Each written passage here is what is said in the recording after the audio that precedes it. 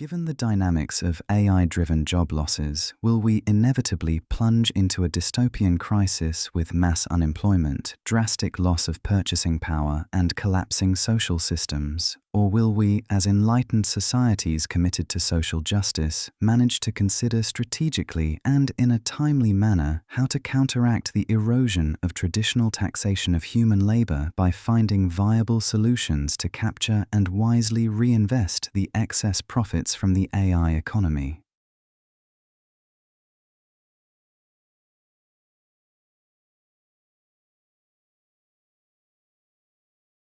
Here's a question for you. If a robot takes your job, who pays for your pension? It sounds simple, right? But it cuts right to the heart of this huge economic shift we're all facing. For centuries, literally everything, our social safety nets, pensions, healthcare, it's all been paid for by taxes on human jobs. So, what happens when those jobs start to disappear? So let's really get into this. Because we're not just talking about numbers on a spreadsheet. We are talking about a fundamental rewrite of the social contract. We're going to break down how we could finance our societies when automation becomes the norm. And maybe even more importantly, who really gets to benefit from the incredible wealth AI is about to create. All right, here's our roadmap. First, we'll look at AI's trillion-dollar problem for our tax system. Then, we'll explore some brand new ideas for taxing this tech and figure out who should get the money. We'll also tackle the biggest roadblock, getting everyone on the same page globally, before we look at some real-world blueprints. And finally, we'll ask the biggest question of all, is there a better way than just taxes? Okay, first things first. We have to understand the core disruption here. Our entire system of public funding, everything, is built on the foundation of wages. And AI and automation, they're taking a sledgehammer to that very foundation. Look, here's how it used to work. A company gets more productive, so it hires more people, pays out more in wages, and the government taxes those wages to fund everything. Simple. But the new system completely breaks that link. Now a company can use AI to become massively more profitable while actually cutting its human workforce. And when that happens, its contributions to our social security systems just plummet. And this quote just says it all, doesn't it? When a machine does the work but doesn't pay into the system, the whole thing is at risk. It's really not a question of if this funding gap becomes a crisis, but when. So if the old tax base is drying up, we're going to need a new one. And that brings us to some fascinating ideas about shifting the tax burden away from people's paychecks and onto the real new engines of value, AI and capital. Think of this as a brand new toolkit for governments. You've got a value-added levy, which is broad but could be tricky to pull off. There's a compute tax, which is really specific but maybe easier for companies to get around. A digital presence tax is designed to stop companies from hiding profits offshore. And a windfall tax is like a one-time shot to capture those truly mind-boggling profits. Each one has its own pros and cons.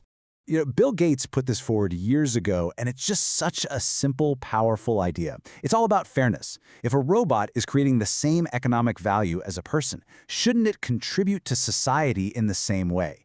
This simple principle is really the foundation for a lot of these new tax proposals. Okay, so let's imagine we actually figure out how to tax AI. That's a huge step, for sure, but it's only half the battle. The next big question, and you could argue it's the more important one, is what do we do with all that money? How do we get it back to society? Now this is where it gets really interesting, because there are a few very different philosophies at play. You've got the Citizens Dividend, or UBI, which is about giving people cash directly to empower their own choices. Then there's Universal Basic Services, which says, hey, instead of giving out money, let's just make the essentials like housing and healthcare free, so you need less money in the first place. And finally, the Sovereign AI Wealth Fund, which is all about playing the long game, investing the wealth for future generations. And this just brilliantly illustrates the potential here. I mean, look at Norway. They didn't just spend all their oil money. No, they invested it in this massive national fund that now benefits every single citizen. The idea is to treat this AI productivity boom like a natural resource, a kind of collective inheritance that we should manage for the good of everyone, for the long term. And believe me, the creative thinking doesn't stop there. People are floating all kinds of other innovative ideas. Things like a data dividend that would pay you for the data AI models use, or even just reducing the standard work week to share the remaining jobs more fairly. The final solution is probably going to be a mix of all these ideas. So, these ideas sound pretty promising, right? It makes you wonder, why haven't countries been rushing to put them into practice? Well, that brings us to the single biggest obstacle in this whole debate: global competition. Yeah, it's the classic prisoner's dilemma, a global race to the bottom. If one country, say Germany, brings in a robot tax, but Ireland doesn't, what do you think the AI companies are going to do? They'll just pack up and move to Dublin. So no single country wants to make the first move because they're terrified of driving away innovation and all that investment. It creates this global stalemate.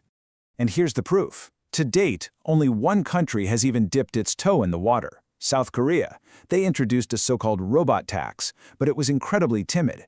Basically just a tiny 2 percentage point reduction in existing tax breaks for automation. It just goes to show how nervous governments are about scaring off capital. But even with all these challenges, policymakers are starting to sketch out some actual blueprints. So let's shift from the theoretical and see how these ideas are being talked about in a real-world context, like in Germany and the wider European Union. And what's wild is that some of the research shows these plans are a lot more realistic than you might think.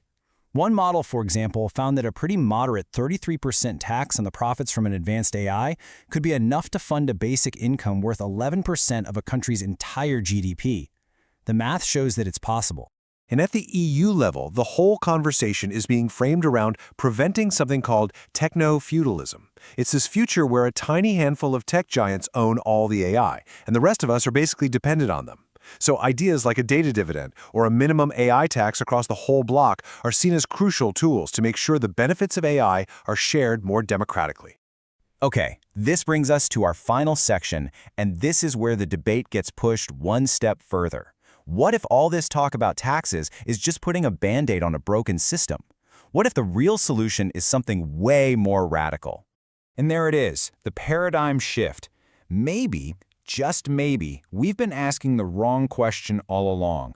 Instead of just figuring out how to tax the wealth that privately owned AI creates, maybe we should be asking why AI, a technology that was often built on publicly funded research and our own public data, is privately owned at all. So, we've explored the problem, the possible solutions, and the massive challenges. Let's try and boil this all down to the absolute key takeaways. Okay, here it is in a nutshell. 1. The system we have now is under serious threat. 2. We have a whole new toolkit of tax ideas to capture the value AI creates. 3. We've got different models for spreading that wealth around, from UBI to wealth funds. 4. The biggest hurdle is getting all the world's countries to actually work together. And 5. The most profound solution might not be about taxes at all, but about who owns and controls this incredible technology in the first place.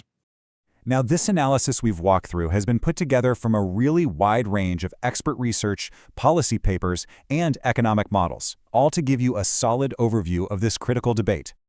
The specific sources we used for this explainer are all listed right here on the final slide. They offer a much deeper dive into the data and the proposals we've touched on today. And they leave us all with that one crucial question to think about. In the age of AI, who gets the dividend?